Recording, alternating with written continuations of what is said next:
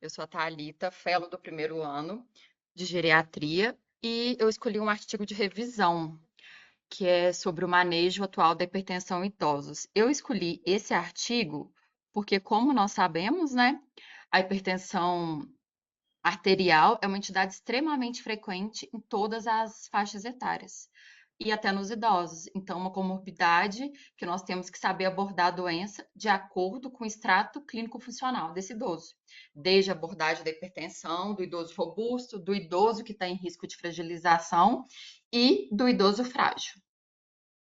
Esse foi o artigo de revisão que eu escolhi, que é o manejo atual da hipertensão nos adultos idosos, de 2023, esse artigo. A hipertensão é um importante problema de saúde global e ela é responsável por uma grande proporção da incapacidade e mortalidade em todo o mundo, mesmo em adultos acima de 65 anos ou mais. O que acontece? Na população geral, a prevalência da hipertensão ela é estimada em cerca de 20% das pessoas. À medida que a gente envelhece, a tendência é que o aumento da pressão sistólica e da diastólica.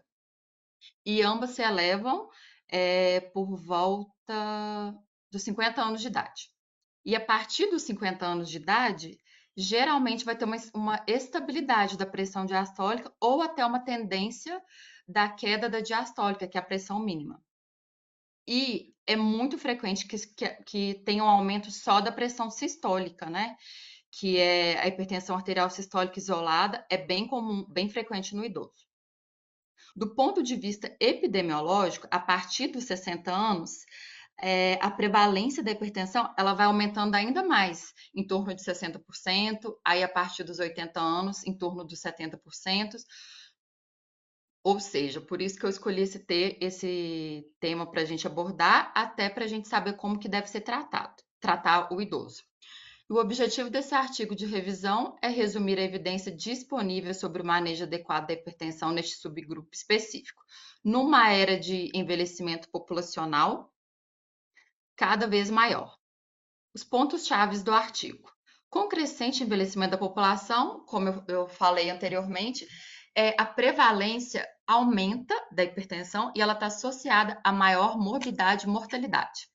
As diretrizes recentes sugerem uma meta pressórica mais baixa, inferior a 130 por 80. Contudo, devido à heterogeneidade dos idosos, essa meta pode não ser aplicável a todos eles. A individualização e o acompanhamento cuidadoso constituem os pilares do manejo eficiente da hipertensão desses indivíduos. A hipertensão ela constitui uma carga de doença significativa e é um importante fator de risco para as doenças cardiovasculares. Está muito associado às complicações cardiovasculares importantes, como o AVC, o infarto agudo do miocárdio, insuficiência cardíaca. E o interessante é que os adultos hipertensos mais velhos ele têm um risco 7 vezes maior de desenvolver a doença renal crônica, demência e doença arterial periférica em comparação com os adultos mais jovens. Estes foram os métodos e as pesquisas. A base de dados do PubMed foi pesquisada para identificar os artigos usando as palavras-chave, hipertensão, pacientes mais velhos e idosos. Não houve nenhum limite limite inferior de data aplicado. A busca foi realizada em 15 de outubro de 2022 e a lista final de referências citadas foi escolhida como base na relevância para o tema de revisão. O mecanismo, o mecanismo da fisiopatologia. Como a gente sabe, a hipertensão ela traz problemas, né? Ou seja, pode causar lesão de órgão-alvo. E aqui nós temos a lesão a via pode ser aterosclerose, que é a via indireta, e a via direta, que é uma lesão direta, que é pelo caminho da aterosclerose. Então, a gente sabe que essa hipertensão arterial, ela causa uma disfunção endotelial, que também vai agravar ainda mais o processo de remodelamento dessa artéria, que pode causar uma obstrução do fluxo sanguíneo ou até uma dilatação. Pode levar a um aneurisma, então pode ter uma estenose. E as artérias que são mais comprometidas são as artérias de médio e grande calibre.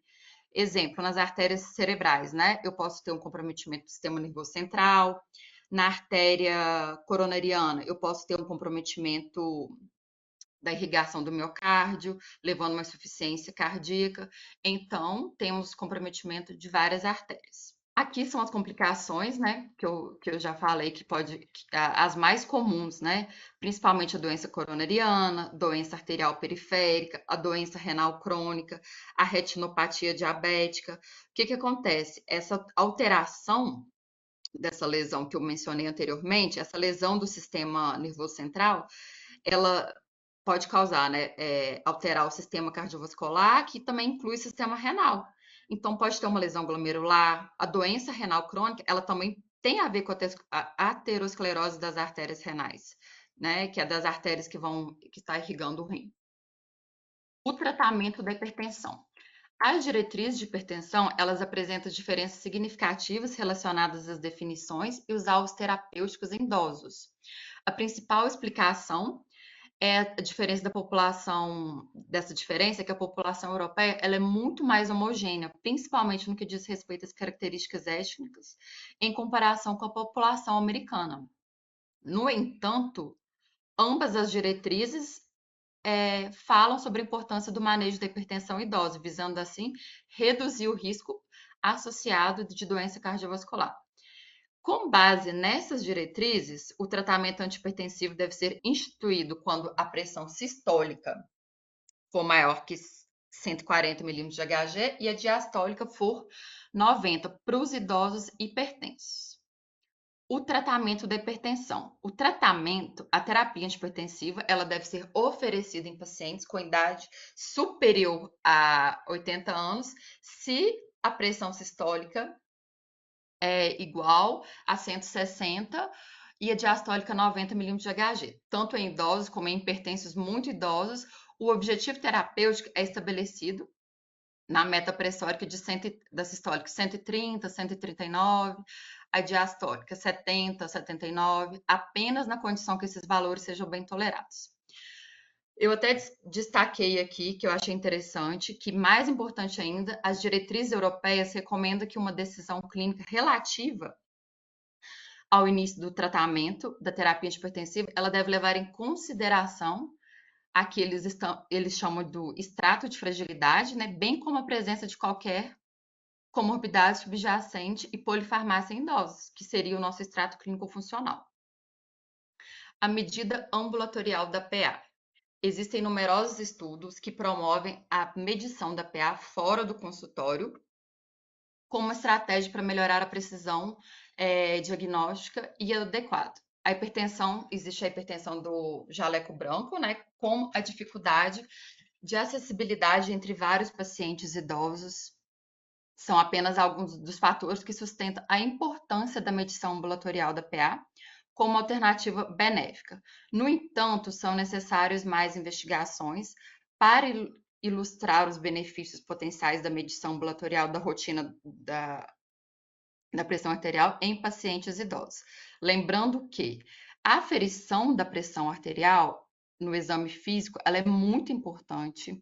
Ela deve ser de forma adequada, não deve ser feita de forma rápida. Existem vários passos para que essa aferição ocorra de maneira segura. Tem um quadrinho que eu li que fala até sobre algumas medidas que devem ser tomadas, né?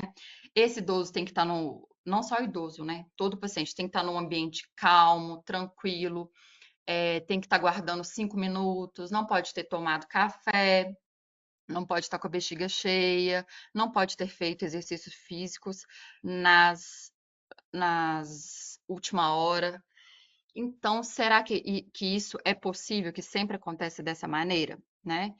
E outra coisa muito importante também, que a gente tem que fazer pelo menos 3 medidas de aferição no consultório, né? A medida deitado, sentado e de pé, até para a gente observar, né, a questão da hipotensão ortostática, que é muito frequente no idoso.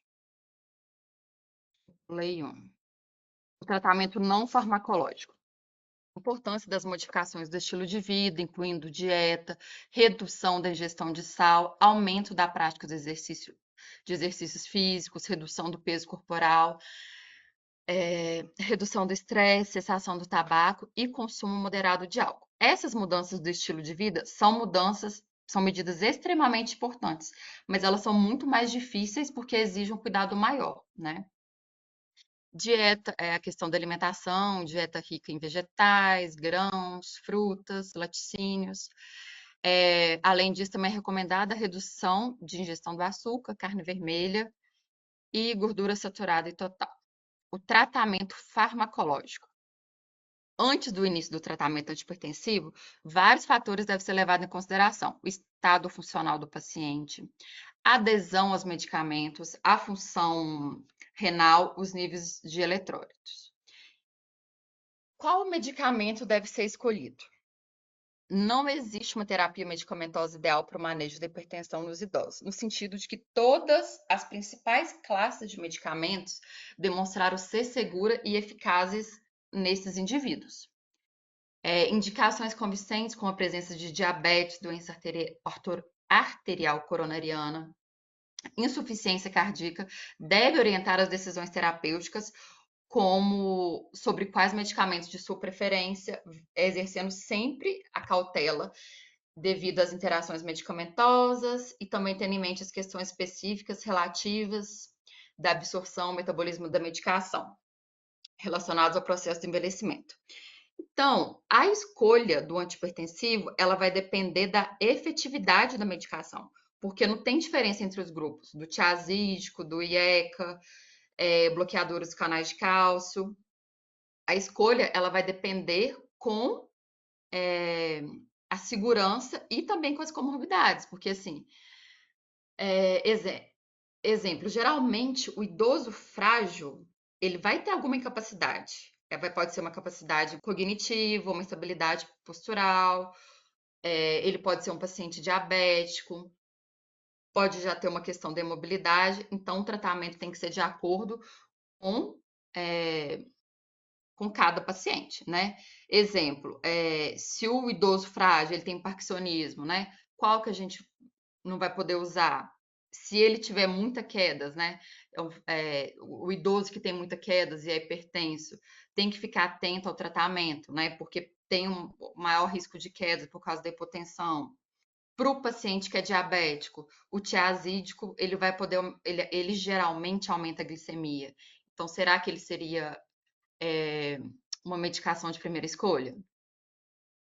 E aqui a conclusão, né? A hipertensão é uma verdadeira epidemia da era atual, que se caracteriza por um envelhecimento constante e rápido da população, deixando ainda mais perplexa toda a questão da morbilidade e mortalidade cardiovascular associada. No entanto, existem evidências científicas sólidas que apoiam a necessidade da instituição de tratamento antihipertensivo precoce e eficaz no subgrupo específico de idosos com hipertensão, com o objetivo final de combater as doenças cardiovasculares, levando assim o prognóstico ideal desses indivíduos em particular. Aqui não faz parte do artigo, Edgar, mas eu peguei no material de apoio do Geriatria Aplicada para a gente ver como que funciona essa abordagem da hipertensão de acordo com o extrato clínico do paciente, né? Para a gente tratar aqui o idoso, ele sendo robusto, em risco de fragilização e o idoso frágil. E o que a gente tem que levar em consideração que a hipertensão arterial ela está muito interligada com as grandes síndromes geriátricas, né? Principalmente com a iatrogenia. E aqui depois para a gente poder discutir as metas pressóricas de acordo com o extrato clínico do paciente, né? E as pressões.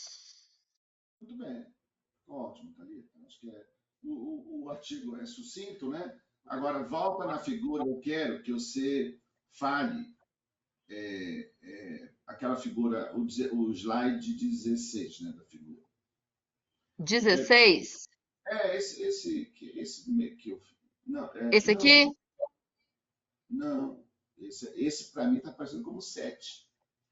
Ah, tá. Peraí, desculpa. Lá no fim. Ah, aqui, aham. Tá. Agora eu quero que você reflita sobre isso e compare. Olha, isso aqui com o que você leu. O que você acha? Põe na apresentação do slide. Pode falar Peraí. o que você discorda. Eu quero que você falar, eu quero que você discorde disso. Você quer que eu o quê? Discorde e não concorde. Ah, meu Deus. Tributo, sim. Ó, o que que acontece, né? Aqui em relação ao extrato clínico funcional.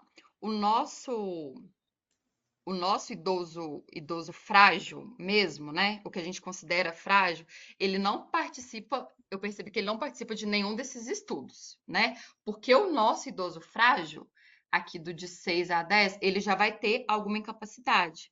Então, ele vai ter, a gente vai ter que fazer o tratamento de acordo, levar em conta as comorbidades dele, inclusive na hora da gente escolher o antipertensivo. E tanto na definição da meta e da escolha do antipertensivo, porque ele é frágil, né? E lembrar que essa meta aqui, ó, que tem aqui de 1 a 3, né, que seria o nosso idoso robusto, né? Aqui fala menor que 120 por milímetros de Hg. A gente tem que ficar atento se, porque assim, em relação à hipotensão ortostática, a piora da função renal, né? O risco de hiponatremia. Aqui a 130 por 80 também no idoso frágil. Essa aqui que é menos 40 por 180, né? Até 150 por 90, que seria considerada assim a meta mais equilibrada do, como é que fala? Do idoso mais frágil. Porque aqui, ó, à medida que eu estou reduzindo a pressão arterial, eu estou diminuindo a minha fragilidade. Aliás, eu estou diminuindo a minha vitalidade e aumentando a minha fragilidade, né? Aqui nesse de 160 por 160 por 90, né? Que seria o extrato 8, 6, 7, 8, 9, né? Que é no idoso mais frágil. Esse aqui de menos 180, né? Que seria o idoso mais em fase final de vida. Porque o foco aqui vai ser evitar que ele tenha uma descompensação de doenças cardiovasculares, né? E o que eu tinha falado antes, Edgar, é que assim, tem várias metas, né, de acordo com, a gente tem que tratar de acordo com o indivíduo e sim, e não de acordo com guideline, porque assim, eu posso chegar até uma meta de menos 180, se o idoso for muito uma meta de menos 120 por 80. Se o idoso for muito robusto e a gente tiver segurança no tratamento. Então, assim, a ideia é mais ou menos essa mesmo. Olha, não dá para eu dizer qual que é a meta. Né? Quer dizer, o diagnóstico, como vocês estão vendo, até o diagnóstico de hipertensão, ele é polêmico, né? Quer dizer, Sim, sempre, você vê que, ó, quando eu entrei há 20 anos atrás, 30 anos atrás, o conceito de hipertensão era 160, né? Era a partir de aham, 60 milímetros. Aí mudou, foi mudando para 140, né? E uhum, agora, vocês estão vendo, né, que a maioria dos autores, digamos assim, estão sendo mais agressivos ainda, né? sim, Teoricamente, você teria acima de 12 por 8, é um problema, é um problema. Pode até não chamar de hipertensão, mas alguns chamam de pré-hipertensão, né? Então, ou pressão normal ou alta, não interessa o nome que eles dão. Então, o ideal, não há dúvida, tudo faz crer, né, no indivíduo, é ele ter uma pressão menor que 120 por 80. Né? Acho que isso é consenso, não há dúvida. sim, Ninguém duvida disso. Né? Aliás, quanto mais baixa a pressão, melhor, desde que seja naturalmente baixa. Né? uhum, É curioso, né, que essa outra condição crônica, que a gente vê muito isso, né? O paciente tem pressão baixa, não, você já viu isso, é mais em jovem, né? Ah, não tem pressão sim. baixa. Existe essa condição. É. Não existe. Edgar, Fala, fala. outra coisa que eu esqueci de mencionar, que é importante, a gente rever o diagnóstico, né? Porque geralmente pode chegar o paciente para a gente já com o diagnóstico de hipertenso, e aí você vai fazer o exame e a pessoa já tem hipotensão ortostática. A pressão dele é baixa, entendeu? Então sempre também é Ou, importante a gente. ou o diagnóstico errado, né? Porque Isso, ou o diagnóstico errado. a hipertensão é um diagnóstico que não é um exame complementar, que também não é muito confiável, mas é mais confiável que uma medida aleatória feita por um profissional incompetente, que é a regra, Uhum, né? É a exceção. Então, sim. eu tenho muito medo do rótulo, né? Hipertensão em idoso, porque realmente. A primeira pergunta é: ele é realmente hipertenso? Né? Porque Uhum. muita gente já está tomando medicamento, né, Thalita? Eu não sei, não sei. É igual o indivíduo tomando tiroxina, né? O Uhum. hipotiroidismo. Nunca sei se é realmente um hipotiroidismo clínico, ou seja, o TSH dele era maior que 20 ou 15. Vou pôr 10 para ficar mais ou menos consensual. Ou era um TSH de 6, de 7, e o colega já tacou uma tiroxina nele. Eu não tenho como saber. Uhum. Não vou ter acesso a esse exame. Eu posso até pedir anticorpo, né? Pedir. Uhum. Mas, enfim, olha, é o que a gente sempre recomenda. Se o paciente está tomando só 25 microgramas e está com TSH controlado, olha, esse hipotiroidismo é muito fajuto, mesmo que seja clinicamente evidente. Então, tira Uhum. o problema. Ninguém vai explodir, né? Porque vai deixar de tomar 25 microgramas de tiroxina. Tira e avalia, não tem problema Uhum. nenhum. Daqui a 3 meses, 4 meses, 6 meses, você revê. Aí você vai saber se a tiroide realmente funciona, tá? Se tem um hipo subclínico ou é um hipo que merece tratamento. Então, essa é a Uhum. dificuldade, tá, gente, dessas condições crônicas. Que se o ponto de partida foi equivocado, você cai. É a mesma coisa, tá? Você dá plantão no hospital? Não. Não, pois é, já deve ter dado. Alguns de vocês dão. Chega lá, o paciente está lá desde de segunda-feira.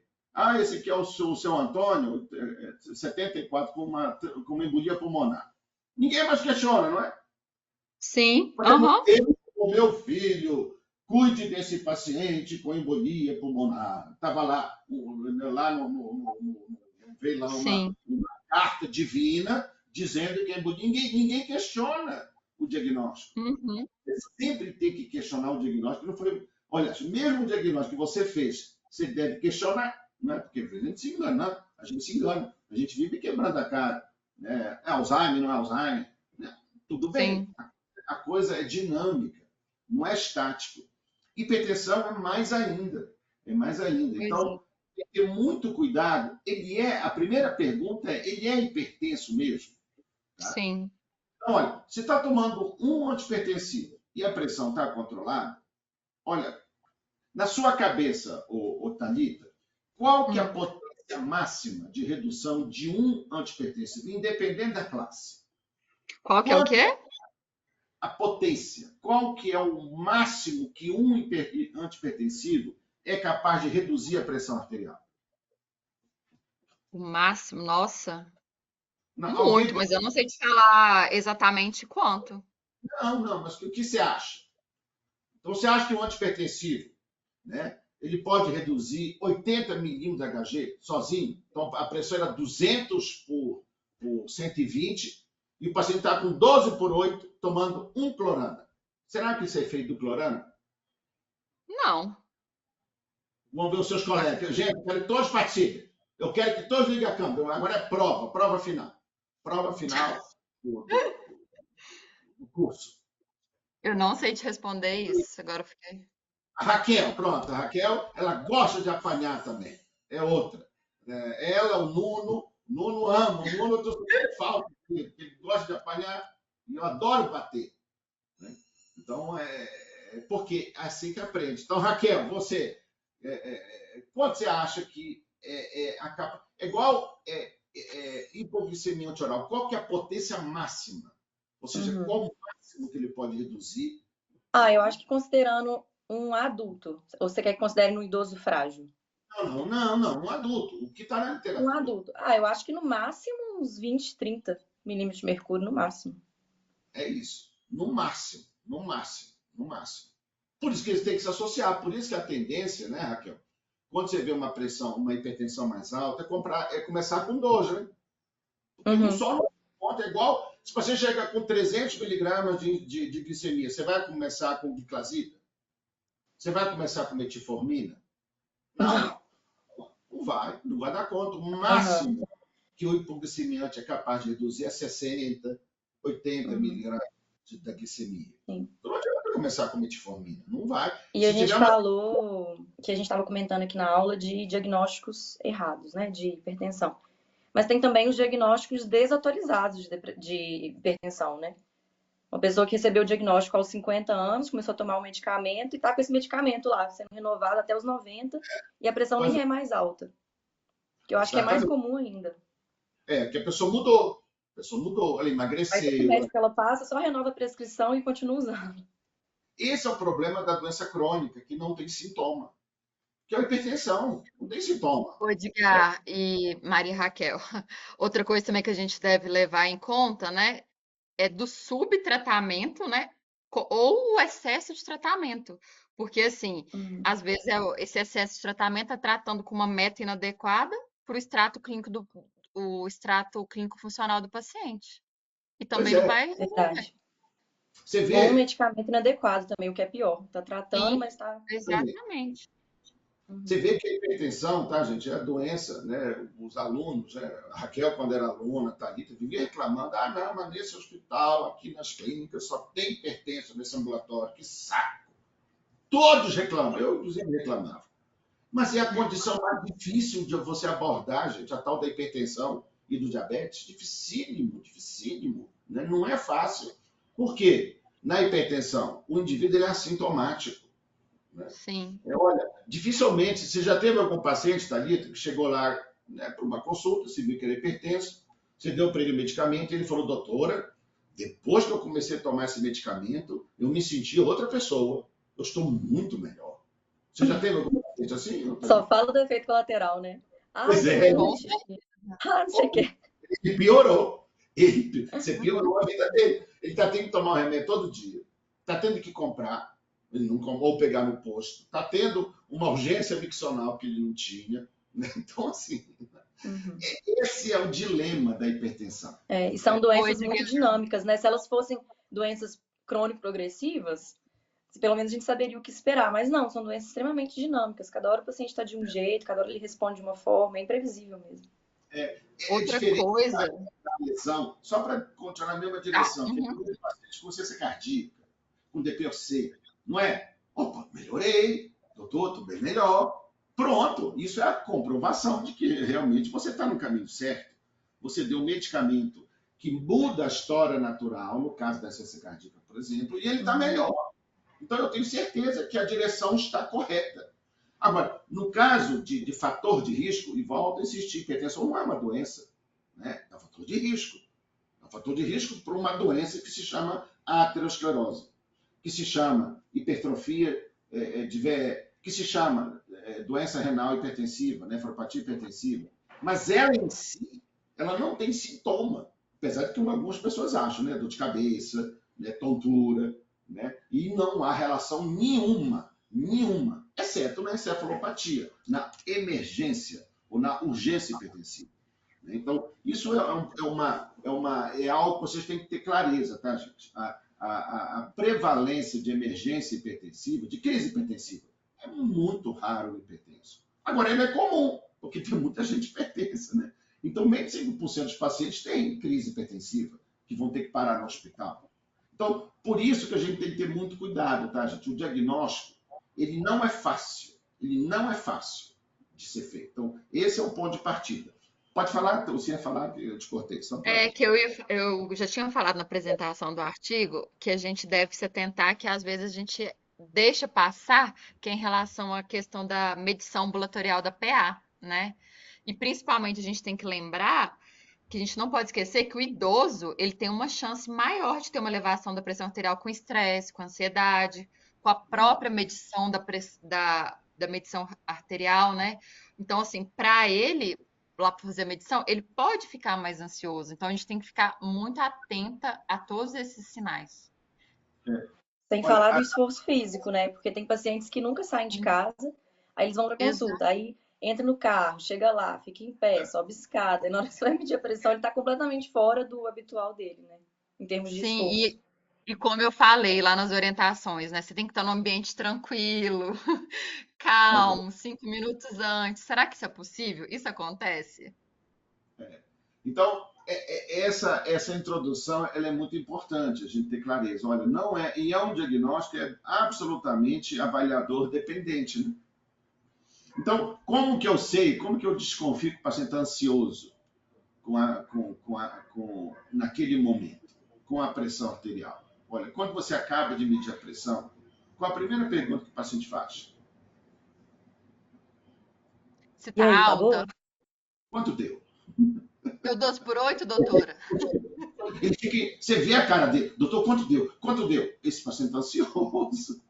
Aí você fala, não, tá bom, não fala nada. Enrola. Porque essa primeira medida não tem valor. Você tem que esperar.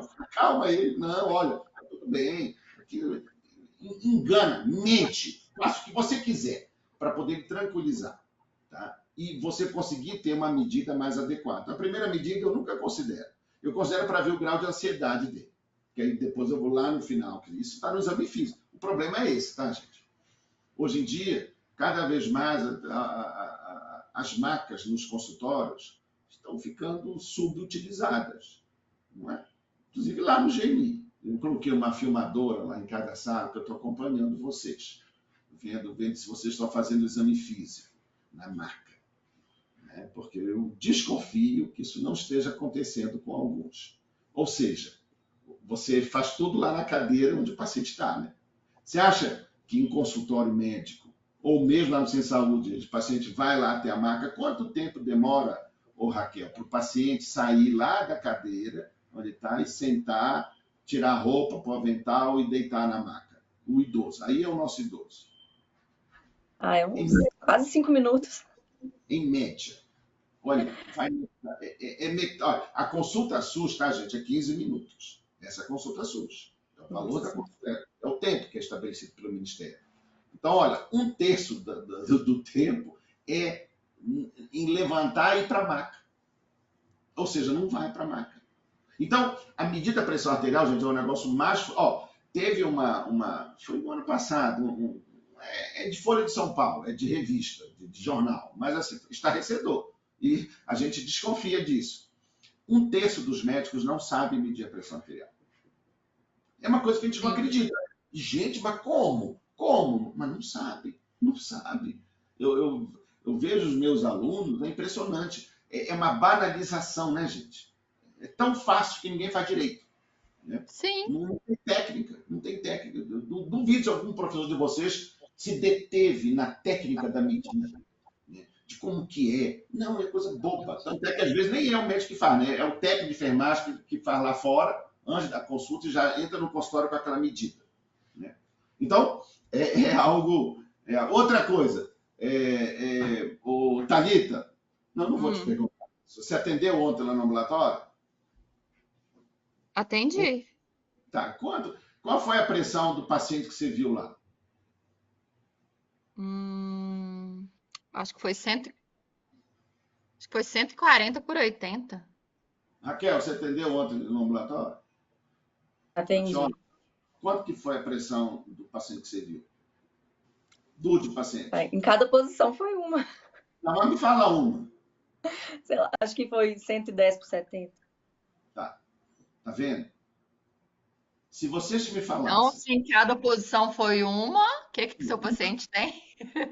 Não, pois é. Mas eu confiaria mais em vocês se a Raquel tivesse falado, olha, professor, o paciente que eu vi deu 114/78.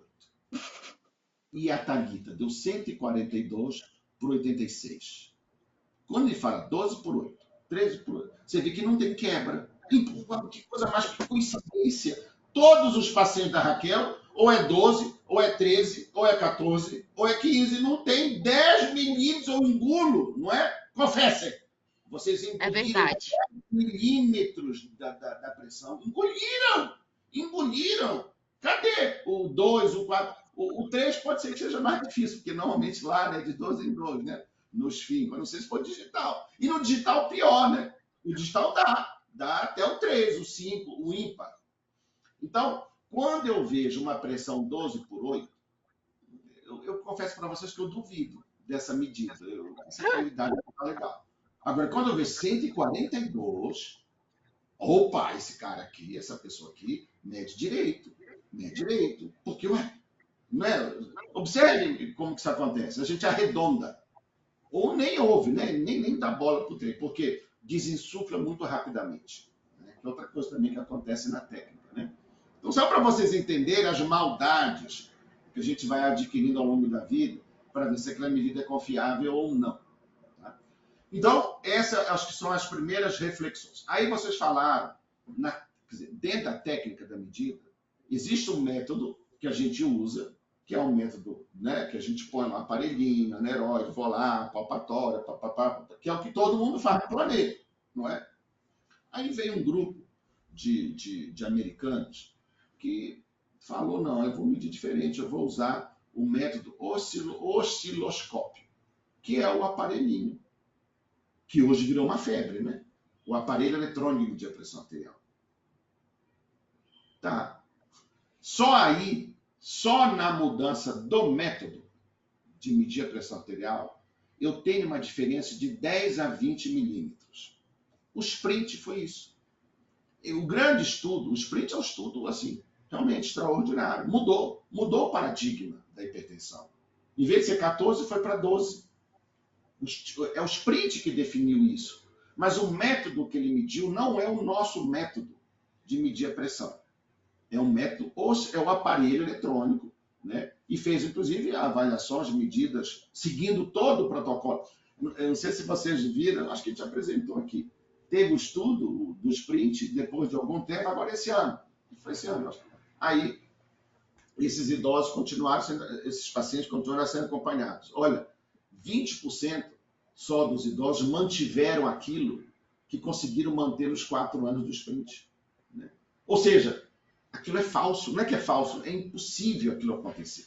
Então, a adesão foi menor ainda, né, do que a gente... Enfim, só para vocês entenderem que esse estudo sprint, ele utilizou uma técnica diferente, uma lógica diferente, e não é o nosso idoso que ele está avaliando. Apesar de, se vocês forem ler o estudo, está lá idoso frágil. Está lá a palavra, inclusive em idosos e em idosos frágeis. Só que o que ele chamou de fragilidade, para variar, né, é o nosso idoso estrato 4. Né? Não é o idoso frágil, é o estrato 4, é o fenótipo da Linda Flitt, que é o que todo mundo usa como conceito de fragilidade. Então, a gente tem várias críticas ao estudo sprint. Várias críticas. Né? Mas é um estudo importante, Ou seja, o que está mudando na nossa cabeça? Olha, realmente, a pressão, uma pressão mais baixa, ela tem várias vantagens, né? Não há dúvida, desde que naturalmente baixa. Agora, na hipertensão, realmente, o ideal é chegar no 12/8, que é o considerado ideal. Mas e o preço que eu pago para isso? Essa que é a grande pergunta. Será que o meu idoso aguenta essa pressão? O idoso robusto aguenta, né? Pode até ser que eu queira chegar nele, nesses valores que a gente está discutindo. Agora, no idoso frágil, ele não aguenta. Ele não vai chegar lá, ele não vai sobreviver ao sprint, né? Às metas menor que 12/8. Que é a meta, né? Que hoje, se eu for pensar em meta hoje, tudo que é trabalho faz menor que 12/8. Né?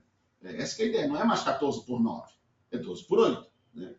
Então, por isso que aqui a gente tentou mostrar, olha, isso não é consensual, nada é consensual na hipertensão. Então, por isso que as grandes diretrizes internacionais colocam no idoso 150 por 90. Em geral, porque não tem categoria de idoso, né, gente? Idoso é idoso. O máximo que eles podem colocar é 75 anos, né? Então, para nós não serve para nada. A gente sabe que não tem diferença nenhuma entre eles quando eu considero só a idade. Por isso que a gente construiu esse gráfico aqui. Olha, de acordo com o idoso, eu vou ser mais agressivo ou menos agressivo. Porque ele não aguenta, não é porque eu não quero, não. Além dele não aguentar, por conta desse triângulo vermelho que você está vendo aí, né, Thalita? Ele não vai conseguir. A pergunta é, nesse idoso, essa meta agressiva diminui a mortalidade? Eu também não sei. Eu não sei porque não tem estudo com ele. Como é que eu vou saber se esse idoso realmente vai ter um ganho em relação àquilo que foi proposto na literatura? Então, por isso que, em geral, no idoso, quer dizer, a gente fica muito confortável com uma pressão de 150 por 90. Muito confortável. Sim. Eu posso ser mais agressivo naquele idoso mais robusto. Ou quando ele tem, por conta da fragilidade dele, é por lesão de órgão-alvo. Aí muda. Aí não é mais hipertensão, né, Thalita? Aquele indivíduo, por exemplo, ele tem lá uma hipertensão, né? E tem uma insuficiência cardíaca, aí vai ser diferente, né? Vai ser diferente. Ele tem um coração que tem dificuldade de fazer o seu trabalho. Eu tenho que ajudar o coração dele. Então, a meta é reduzir o coração, reduzir a hipertensão e tratar e melhorar o desempenho cardíaco. Então, eu posso ser mais agressivo, mas também com cuidado. Também com cuidado. Então, uma coisa é aquele idoso que tem... Outra coisa é o idoso que tem, por exemplo, uma doença de Alzheimer avançada. Quer dizer o quê? Gente, olha, será que esse indivíduo vai se beneficiar desse tratamento que eu vou começar agora, ou que eu vou manter, pelo tempo de vida que ele tem por conta de uma outra doença grave? Não sei. Essa resposta eu não tenho. Não tenho. Então, se ele não tem algum alvo da hipertensão, e é só hipertensão, para lá. Mas o ganho que eu vou ter com hipertensão, ele é médio e longo prazo. Será que esse indivíduo vai ter longo prazo para poder se beneficiar do tratamento? Então, são várias questões que a gente não tem clareza. Por isso que a gente chega ao absurdo, né? Realmente, a ideia foi exagerar, eu cheguei a 180. Não coloquei menor ou igual. Não sei se você reparou, é menor que 180. No idoso, extrato 10. Tá bom. A minha ideia era colocar... Olha, por favor, não meça a pressão. Essa que é a ideia. Não mede mais a pressão nesse idoso, não. Vai arrumar confusão. Vai arrumar confusão. Né? A não ser, volto a insistir, que ele tenha lesão de órgão-alvo da hipertensão. Aí não, aí muda. Mas se é só hipertensão, então realmente... Outra coisa, o idoso está com 90 anos, 100 anos, tá? Tem uma hipertensão, mas não tem lesão de órgão-alvo, não tem nada de hipertensão. Será que esse indivíduo, ele realmente vai ser... Para ele, essa hipertensão é ruim? É um problema? Não sei, olha, ele está com 90 anos e não tem nem lesão de órgão-alvo dessa hipertensão. Será que realmente ele não tem outros mecanismos protetores? Claro que ele tem. Como é que ele chegaria aos 90 anos? Também é outra coisa que eu tenho que valorizar. Então, tem várias coisas que a gente tem que valorizar nesse paciente. No paciente idoso, antes de seguir a meta cegamente. Por isso que a gente coloca que, como regra geral, tá? Uma pressão de 15/9 é uma pressão adequada. Tá? Mas aí vem a meta da hipertensão, vocês vão ver, na maioria das vezes, é menor que 14/9, menor que 13/8. Quer dizer que uma meta de 9/5 está maravilhosa? Não, não. Por quê? Uma coisa importante, tá, Thalita? É a curva, o efeito J, ou em U. Quer dizer o quê? Eu reduzindo a pressão dele, eu diminuo a morbimortalidade. Mas tem uma fase a partir da qual eu aumento a morbi se eu reduzir demais. Que valor é isso? Ninguém sabe. Olha, da pressão diastólica, a gente sabe. Uma pressão diastólica menor que 70, ela aumenta a morbimortalidade. Aumenta a demência de Alzheimer, inclusive. Além da hipotensão ortostática, isso é a longo prazo. Tá? Isso a gente sabe. Agora, a pressão sistólica, essa é conflituosa. E nós colocamos, então, né, uma pressão sistólica de 130. Ou seja, para a maioria dos idosos, eu posso muito bem, né, ficar com a pressão menor que 15/9, mas não menor que 13/8. Você está vendo aqui embaixo que eu coloquei limite mínimo? 13/7, para ficar mais fácil. Né, esse é o limite mínimo. O limite mínimo. Né? Então, o máximo é 15 e o mínimo é 130. Diastólica 90, 70. Você vai, aí a gente individualiza esse indivíduo. Então, essa é a primeira questão, tá, gente? Que até hoje, apesar de ter vários trabalhos trazendo outras metas mais agressivas que essa que a gente propôs em 2019, eu não me convenci ainda que eu tenho que reduzir, que eu tenho que mudar esse gráfico. Eu não me convenci. Eu continuo achando que está de bom tamanho. Né? Para a gente poder ter um ponto de partida e ver. Outra coisa, Thalita, se você tem algum paciente no ambulatório, lá no GNI, cuja prioridade número 1 é reduzir, é controlar a pressão arterial? Não, não tem. Raquel, você que está participando, você tem algum paciente que a meta é reduzir a pressão arterial? A prioridade número Não, acho que também não. Pois é. Isso é outra coisa. Esses aí recebem alta. Esse paciente não tem para nós. Como tem no cardiologista, né? Como tem no adulto. Tem. Não, a meta dele é pressão. Tudo gira em torno da hipertensão. Então, vocês veem como que em geriatria é diferente. É diferente. Eu não Ô, posso... Edgar, Fala. a gente tem que lembrar aqui, né? O nosso intuito é o cuidado centrado no idoso, né? Com o intuito de melhorar a vida dele e não a hipertensão, né? E É isso. lembrando que, como os estudos não contemplam o nosso idoso frágil, a gente tem a liberdade de avaliar de uma forma adequada, de fazer o tratamento que não está no guideline. Isso mesmo, exatamente. Então, a vida da pessoa é mais do que, muito mais importante. E outra coisa, quando você fala a vida da pessoa, é aquilo que a gente discutiu na semana passada, que a gente ouve muito falar, mas não sabe o que é o cuidado centrado na pessoa. Todo mundo está falando isso, mas ninguém sabe o que é. Então, o cuidado centrado na pessoa é o quê? Tá, tudo bem. A literatura mostra que isso é um problema. Tá, mas eu tenho que saber quais são as expectativas, os valores. De repente está em pânico com isso, né, Thalita? Pronto, muda um pouco. Outro não, ele não está tão preocupado com isso. Também muda um pouco. As possibilidades do paciente e as limitações. Então, por isso que o guideline, gente, da doença, ele não pode ser transferido automaticamente para o ambulatório, mesmo para o adulto, não é só para o idoso, não. No idoso é pior ainda. No idoso frágil, quadruplica isso, né? Tem tanta coisa que eu tenho que gerenciar, que eu tenho que ter muito cuidado com as escolhas. E aí vem a outra questão tá, ok, então ele é hipertenso, eu vou tratar. Por isso que eu sempre uso essa abordagem gradual, né? Deixa eu mostrar aqui, eu até falei nesse fim de semana, foi o módulo de doença.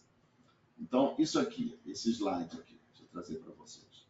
Tá vendo aqui que eu coloquei no primeiro degrau, né, que é o degrau 6, é uma pressão menor que 180 por 90, que eu posso até tolerar nesse indivíduo mais frágil. Esse indivíduo mais frágil. Quer dizer o quê? Tá, eu estou com um paciente lá no laboratório, né, que está com a pressão de 200, 220. Isso a gente vê, tá, gente? A gente vê com muita frequência. Tá? Qual que é a meta? A meta não é pressão menor que 12 por 8. A meta é qual? Menor que 180. Aí ele voltou para mim, controlou. Voltou para mim, não é depois de 20 anos, tá, gente? Ele vai voltar para mim daqui a um mês, 2 meses, como é o retorno que a gente faz. Legal. Conseguia comemorar, fazer uma festa, maravilha. Conseguimos reduzir para 180. Agora, vamos reduzir para 160. Aí muda a medicação, otimiza. Daqui volta que é 2, 3 meses. Opa, faz um festão, comemora, maravilhoso. Tá, agora vamos aumentar mais a meta. Vamos para 150. Ou seja, cada degrau desse, gente, é uma festa, é uma comemoração. Né? Não pode ser, se chegar um paciente com a pressão de 200 e daqui a um mês chegou com 160, não, mas a meta é 13, tá tudo errado, não dá, meu Deus, estou preocupadíssimo. Não é assim que a gente faz. Cada meta, cada degrau é uma comemoração. Cada degrau merece uma comemoração. Até chegar na meta que você estabeleceu. Tá? Não há pressa, tá, gente? É claro que eu não estou falando da crise hipertensiva. Tá? Então, tem que ser lento. Por quê? Porque eu tenho vários mecanismos homeostáticos que se modificaram ao longo da vida desse indivíduo para aguentar essa pressão mais alta. Né? E se eu for muito rápido nessa redução, vai ter problema. Vai ter problema. Tá? Então, é isso, tá, gente? Então, é a gente ter um pouco mais de calma na hora de abordar, de tratar o paciente. E aí vem uma última questão dessas metas. Então, observe que aqui eu até coloquei de acordo com o extrato, né? Para ficar bonitinho, né? Quer dizer, para ter uma ideia mais clara, né? Isso que eu já falei para vocês, né? Tá. E a escolha? A efetividade, né? Então, olha, eu posso começar com qualquer um desses. A gente, no idoso, tem algumas coisas interessantes, né? Por exemplo, no idoso é mais frequente a hipertensão sistólica isolada. Por quê? Com a aterosclerose, eu tenho um aumento mesmo da resistência arterial, então a pressão sistólica tende a aumentar. Então, não é raro você ter o que a gente chama de hipertensão sistólica isolada. Então, é importante vocês terem em mente que os medicamentos mais apropriados para hipertensão sistólica isolada, né, são os diuréticos azídicos e o bloqueador de canal de cálcio. Não é o Indodiec e Brá. Tá? Exatamente por isso que esses são os que mais dão hipotensão ortostática. Então, olha, se eu estou preocupado com hipotensão ortostática, o ideal é começar com Indodiec e Brá. E vocês viram que não tem aqui beta-bloqueador, né, gente? O beta-bloqueador não é uma droga, ele diz que uma droga que deve ser utilizada como monoterapia em idoso e em adulto também, não é só em idoso. Mas, além disso, eu tenho que levar em conta a segurança. Então, se o indivíduo já tem uma incontinência urinária, né, eu vou ter cuidado com um diurético ou uma urgência. Da mesma forma, o paciente tem uma constipação intestinal, eu vou ter cuidado com o bloqueador de canal de cálcio.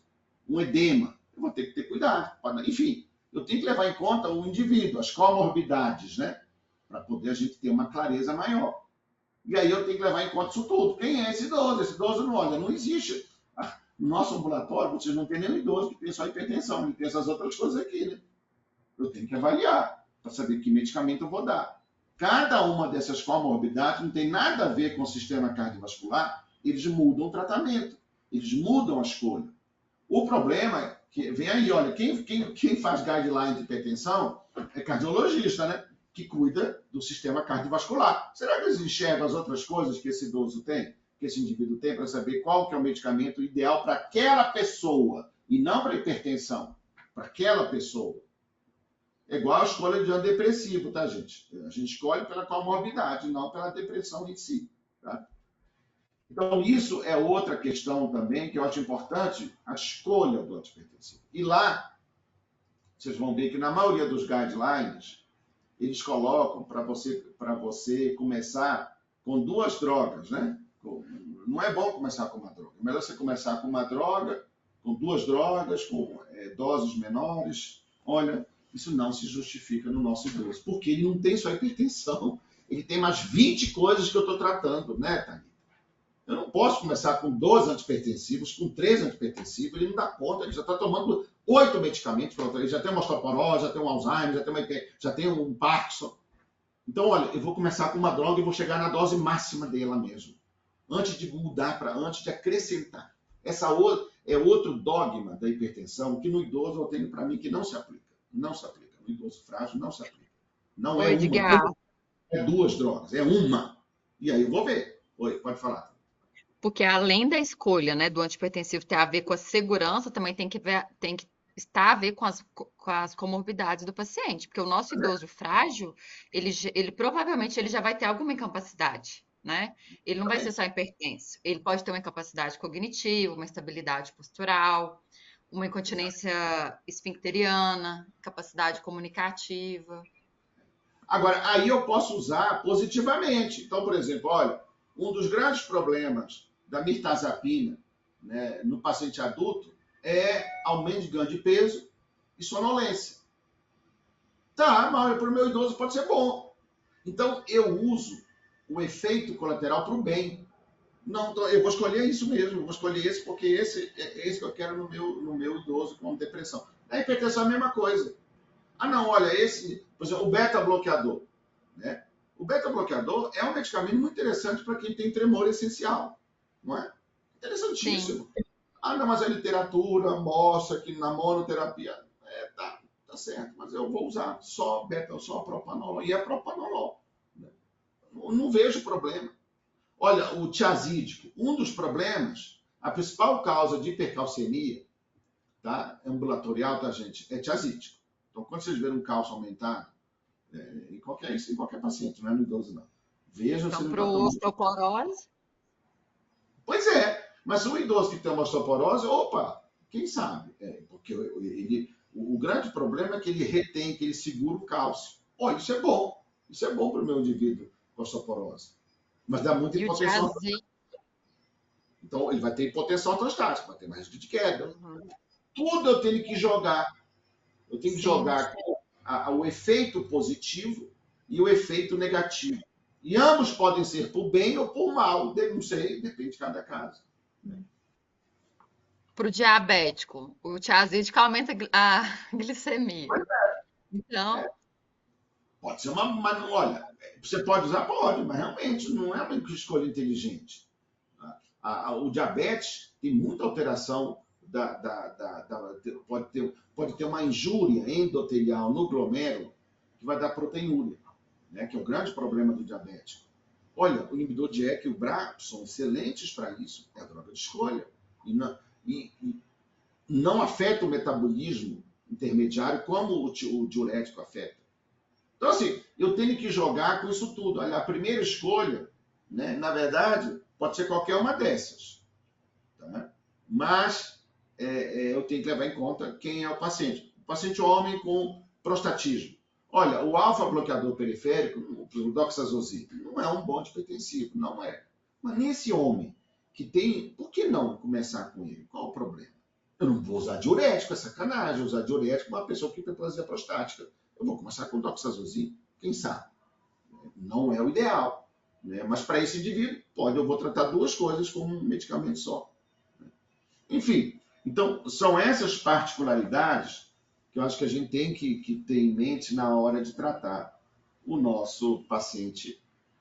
Definir o diagnóstico, definir claramente as comorbidades, ou seja, qual que é o extrato clínico funcional e por que ele tem isso, para eu saber qual que é a minha meta, né, e qual medicação que eu vou utilizar para atingir essa meta. E sabendo que nunca é prioridade, nunca é a primeira prioridade. Hipertensão é a segunda prioridade sempre. Né? Aqui no ambulatório é sempre. Sempre. Não vai ter um paciente que a prioridade é reduzir a pressão. Isso não existe. Se você está com algum paciente assim, olha, reveja. Ou então esse paciente não era para estar aqui. Era para estar lá na atenção primária, com o cardiologista, né? Se a meta é hipertensão, não é nosso. Não é nosso. Não é que não precisa de mim. Né? Pode ser qualquer um. Porque a meta é fácil, é só pegar o guideline e aplicar. E Edgar, aí, fala. não é exatamente sobre o tema da aula, mas é porque você falou do tremor essencial. Aí, só uma dúvida, assim, quando você vai iniciar o tratamento do tremor essencial em idosos, assim, você começa com uma dose, por exemplo, de 10 miligramas de propranolol e, assim, à medida que não responde, você aumenta ou se não responde, é porque não responde e aí você tenta outro ou suspende? É outra coisa. Depende. Depende. Qual a dose que eu vou começar? Se é um idoso que está com a pressão mais baixinha, eu vou começar com a menor dose possível. Acho que 10 miligramas é muito, né? É muito pouco, né? Acho que 20 miligramas está de bom tamanho para a gente começar. 20 miligramas dia. Não, você pode até Tá. aumentar 22 vezes ao dia, porque isso uma vez ao dia só é pouco. Acho pouco provável de controlar só com isso. A gente sabe que a dose é Entendi. mais baixa, mas olha, dificilmente eu começo só com monoterapia, porque uma vez ao dia. Porque aí entra, né, Raquel, a questão da farmacocinética. Não tem nada a ver com o tremor, tem a ver com o medicamento, né? Olha, eu tenho que ter um medicamento que atue nas 24 horas. A chatice do beta-bloqueador é exatamente essa questão da meia-vida, né? Ele não tem uma meia-vida alta, eu tenho que dar 3, 4 vezes ao dia, a não ser se for o de liberação lenta, né? Tem o propanol de liberação lenta, mas não é o que tem no posto, né? Então, normalmente a gente usa de meio comprimido, que é de 40, que tem 2 vezes ao dia, e vê. Entendi. Então 10 é pouco, né, para tremor. Acho pouco, né? Acho pouco para a gente começar. E vai depender também da escolha, né, da questão, novamente, né, das outras comorbidades, porque aí não é só a questão da pressão, né? No caso do propranolol, é a questão também do pulmão, né? Então, olha, Sim. se tem um POC, eu vou ter que ter um certo cuidado. Será que eu vou usar o propanolol? Ou eu posso usar o atenolol, que é um pouco mais seletivo, né? Que aí, quer dizer, será que eu vou usar beta-bloqueador? Né? Nesse caso, que eu estou vendo que Mas o realmente... atenolol é bom para tremor? Pode. Quer dizer, isso é outra coisa interessante. O que determina, né, o efeito é o beta-bloqueador que é mais lipossolúvel, né? Que é o propranolol. A desvantagem do atenolol é que ele dá menos efeito no sistema nervoso central. Então, o propranolol é ruim, porque ele dá muita sedação, ele dá realmente sonolência, pode dar depressão. Por que ele dá isso tudo? Porque Ele é mais sujo, né? Não, sujo eu acho meio pesado. Eu fico com Eu digo assim, dó. ele é menos seletivo, ele tem mais efeitos. Mas eu estou falando porque essa sujeira pode ser benéfica. A gente quer a sujeira, inclusive, né? Para tratar o tremor essencial. O termo sujo me incomodou. Não, eu acho assim. Por exemplo, a sujeira da mirtazapina é a sonolência. A sonolência. Eu quero essa sujeira, eu não acho ruim, não. Né? Então, assim, o grande problema do propranolol é a não seletividade. Eu concordo com você. Ele é pouco seletivo. Ele não é seletivo. Então, ele vai ter efeito no pulmão, efeito tanto beta-1 como beta. Isso é ruim, isso não é bom. Né? Mas para um paciente que não tem nada no pulmão, não tem problema nenhum ser não seletivo. Tá? E aí eu vou ter a mudança entre os beta-bloqueadores é basicamente a seletividade. E a hidrossolubilidade, né? Que também a gente leva em conta. Então, por exemplo, as manifestações centrais, né, do beta-bloqueador é ruim. Olha, mas num paciente com demência, tá, o Raquel, que tem agitação, ansiedade, pode ser interessante. Pode ser interessante dar beta-bloqueador. Ele tem um efeito na ansiedade. Ele tem um efeito, vamos chamar assim, na agitação psicomotora. Né? Então, assim, não é de todo errado. Mas ele pode dar depressão, por exemplo. Né? Aí não, é um problema. Então, o indivíduo que tem depressão, realmente eu já tenho um certo receio de usar o beta-bloqueador com penetração no sistema nervoso central. Então, o que muda é essa seletividade, né? E essa atividade que a gente chama de simpático-mimética intrínseca, né? Então, é isso que determina a escolha. E a farmacocinética, que o propranolol é mais chato de todos, que tem que ser mais de uma vez. O atenolol os outros todos é uma vez ao dia. Não, o metoprolol 2 vezes ao dia. Bisoprolol 1 vez ao dia. Né? Mas já não são tão bons assim, porque tem menos penetração no cérebro central. Então, não é melhor... Então, quer dizer, você pode usar? Pode, tá, Raquel? Não está errado, não. Né? Então, por exemplo, o indivíduo que tem um problema no pulmão, né? Eu não quero usar o propranolol, não está errado usar o atenolol. Ele tem menos penetração no sistema nervoso central, que é o que determina o efeito. Apesar de a gente não saber por que tem esse efeito por causa disso. Né? Isso não está claro o mecanismo. Então, porque a grande escolha que você vai ver no dia a dia é o beta-bloqueador e a primidona. Eu ia te perguntar da primidona, como que é a segurança dela em idosos? É bom, porque vou dar numa dose baixa. Eu não vou usar na dose anticonvulsivante. Primeiro, que ninguém usa primidona como anticonvulsivante. Né? Nunca vi. É igual a trazodona. Ninguém usa como antidepressivo. Ela é hipnótica, só. Primidona. Então, começa a primidona. Qual o problema da primidona? Sedação. Sonolência, né? Então, assim, não é bom. Mas pode ser bom. Então, por isso que eu dou à noite, 50 miligramas, uma dose baixinha. E vou ver, porque aqui, a grande vantagem, Raquel, quando na abordagem de um sintoma, é que o que determina a dose é o sintoma. É o paciente, né? É o paciente. Então, olha, eu vou começar... Primeiro que não é urgência, né? Eu não tenho que né? Enfim, né? Eu posso começar devagarzinho. Então, eu começo com o propranolol sempre com 20 miligramas, 2 vezes ao dia, nunca uma vez só. Ou a primidona, 50 miligramas, e vamos ver. E vamos acompanhar, Na verdade, nós tivemos até um caso semana passada, não foi, gente? Um caso interessantíssimo, né, de tremor. Um tremor, assim, que era destruidor. Era uma senhora que era extrato 4 ou 5. Um tremor que era... Quem foi? Foi no Huddle de quinta-feira, gente.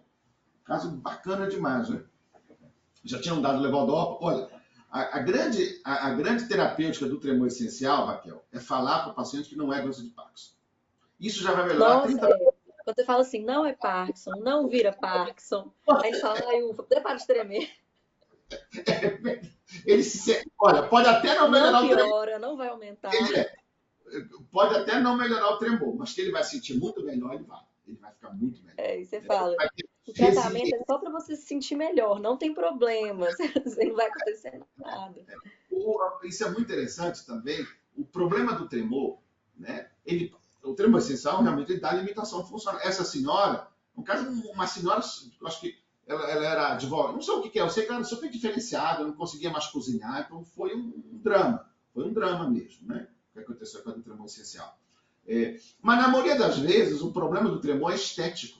Estético no sentido que todo mundo começa a perguntar: você tem Parkinson? Você tem Parkinson? E a pessoa também, né? Então, isso por si só, né, já é terapêutico. Aí você começa com Não, a e é dose. horrível, porque piora com o nervosismo, aí a pessoa Pois já é, está se sentindo estigmatizada, ela treme mais ainda, treme a voz, é muito estigmatizante mesmo.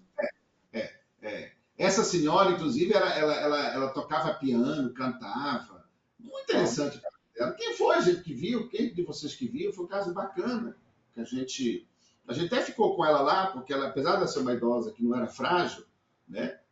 Mas o impacto do tremor era uma coisa. E aí vem a TO, que é outra coisa, se tiver alguém da TO aí para nos ajudar, porque é, existem intervenções que até então a gente achava que, por exemplo, até um tempo atrás eu achava que uma das recomendações que eram feitas é você aumentar o peso, por exemplo, da colher, da caneta, né, para poder melhorar o tremor essencial. Mas parece que isso não tem efeito, foi demonstrado que isso não tem impacto. Então, tem algumas adaptações, né, que melhoram isso, né, que melhoram a questão realmente das AVD, do IVCF, é manipular ou segurar pequenos objetos.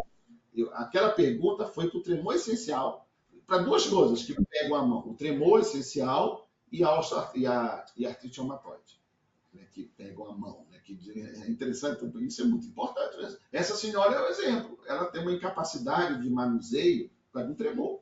Né? Nela, acho que a gente começou com propanolol, uma coisa assim. Né? Eu esqueci o que a gente fez com ela.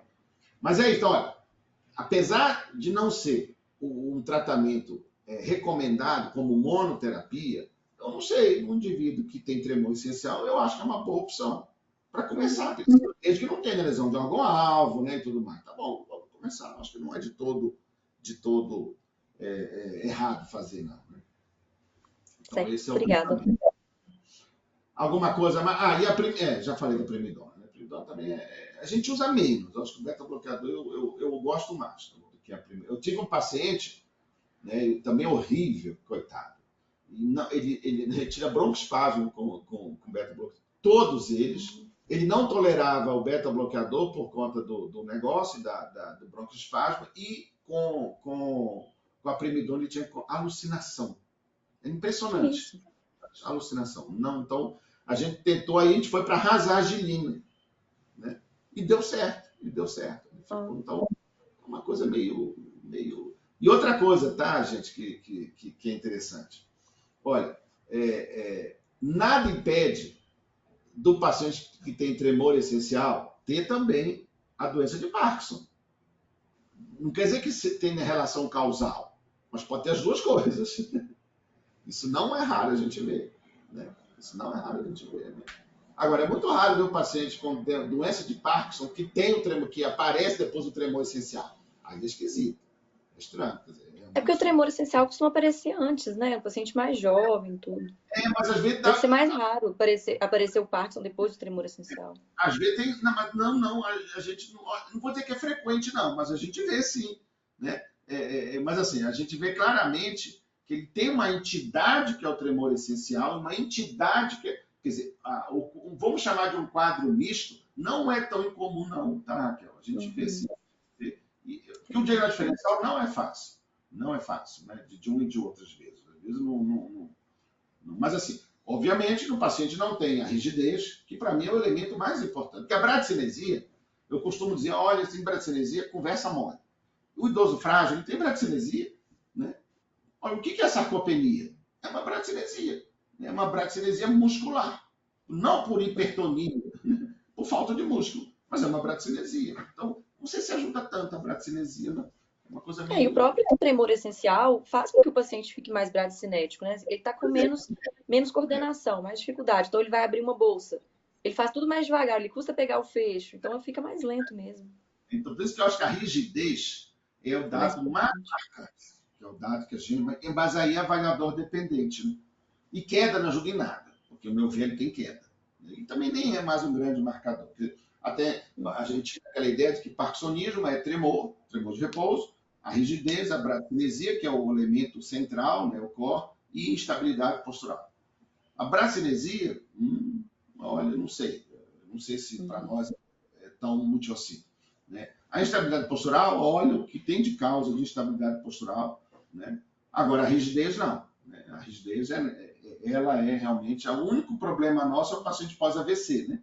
Daquela rigidez, aquela hipertonia pós-AVC, que é um problema. Fora isso, é parkinsonismo. Né? E o tremor, que o problema é diferenciar ele da doença de Parkinson. Né? Então, olha, vocês estão vendo Obrigada. na vida, na prática, agora, que o tema da aula era hipertensão, né? E foi para a doença de Parkinson. Porque isso é o idoso. Isso é o idoso, não é? Ele vem com isso, ele não vem com uma coisa só. Por isso que eu morro de inveja dos colegas especialistas, gente. Olha, é tão bom você tratar de uma coisa só, tá, gente? E a grande vantagem do especialista, né, é que ele nem enxerga, ele nem sofre, gente. Ele não sofre. Porque ele não está vendo as outras coisas que o idoso tem. Ele está vendo a hipertensão.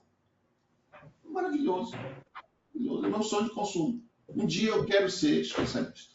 Assim, numa coisa só. Né? Mas, por enquanto, eu acho que eu preciso contribuir com essa outra questão que é... Olha que interessante. Então, nós estamos discutindo aqui a multimorbidade. Eu vou trazer para vocês aqui uns slides que eu estou fazendo para ver se vocês concordam com... Então, o conceito de multimorbidade é o conceito de várias coisas ao mesmo tempo. Então, revendo a literatura, eu achei muito interessante essa classificação e que realmente eu estou dando exemplos práticos. Olha, então você tem a multimorbidade concordante e a multimorbidade discordante. A multimorbidade concordante é isso aqui. Tá vendo? Essa multimorbidade concordante cardiovascular.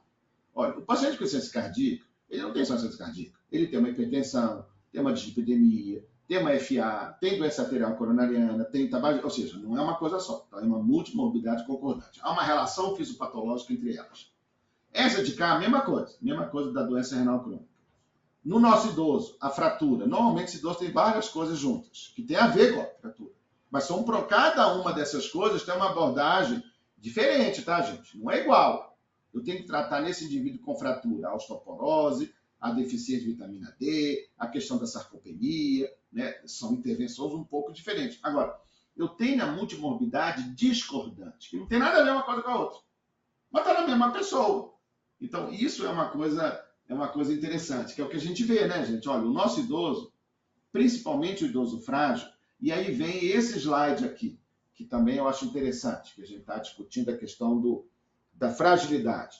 Vocês estão vendo nas aulas aqui, que a gente sempre traz esse construto que é nosso, de fragilidade multidimensional, que é o nosso idoso, é o idoso que vocês estão atendendo no GNI. Ele não tem só a fragilidade física, ele não tem só o fenótipo da Linda Fritz ou a sarcopenia. Tá? Ele tem outras coisas. Então, ele pode ter a fragilidade óssea, a fragilidade clínica, que é o ROCK, que vocês calculam em todo caso, e a multimorbidade, que é isso aqui. Tem várias coisas ao mesmo tempo, né? A fragilidade cognitiva, a psíquica e a sociofamiliar. Então, essa é a ideia, tá, gente? Olha, a fragilidade, ela começa, né? O exemplo que eu dei foi aquele da sementina, que é a sementina da fragilidade. Aí vai gerando um broto. Opa, e aí vira uma árvore, naquela ideia da floresta, né? E não é uma coisa só, sempre está tudo embolado, tá, gente? Esse que é o problema do nosso idoso. E na hipertensão, é a mesma coisa, é aqui, ó. Quer dizer, por isso que a primeira coisa que eu tenho que saber da hipertensão, se ela tem ou não lesão de órgão-alvo. Então, se a hipertensão tem lesão de órgão-alvo, uma insuficiência cardíaca, como a doença renal crônica, muda de figura. Aí já vira uma florestinha. Eu tenho que cuidar. Não é só o antihipertensivo que eu vou me preocupar. É como que eu vou tratar essa floresta desse indivíduo. Isso que é o difícil de colocar em guideline, tá, gente? Muito difícil. Porque eu tenho que saber a heterogeneidade daquele mecanismo fisiopatológico da hipertensão nesse indivíduo e da pessoa que é a hipertensa, né?